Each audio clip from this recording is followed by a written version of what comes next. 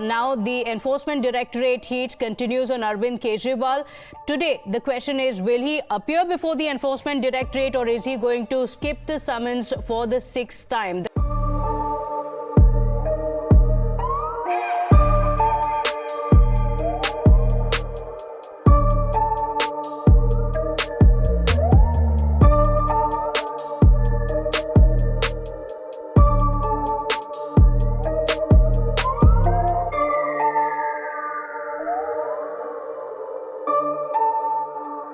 CBI, income tax, हर तरह की एजेंसी लगा दी। हमारे सब नेताओं के घर में रेड हो गई, पर आज तक एक चवन्नी की रिकवरी नहीं हुई।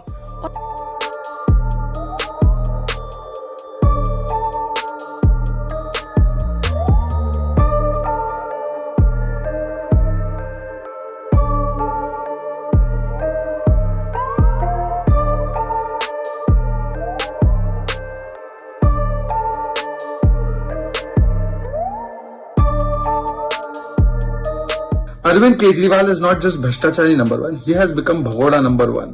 And therefore, today for the 6th summon also, he is intending to skip it.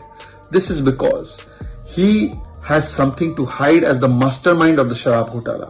अगर कोर्ट कहेगा कि नहीं आपको ईडी के सामने जाना है, तो फिर कानून मशीन को जाना पड़ेगा। मैं तो फिर भी कहूंगा कि आप जाइए ईडी में, अपनी बातचीत कहिए और इस मामले को निपटाइए।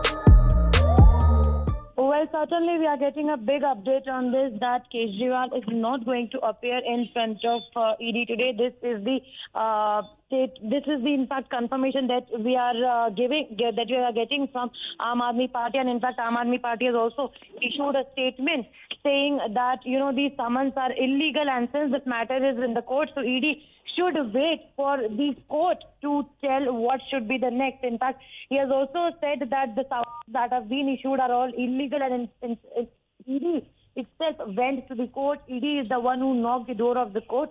So that is why instead of sending summons again and again, ED should wait for the court's decision to come.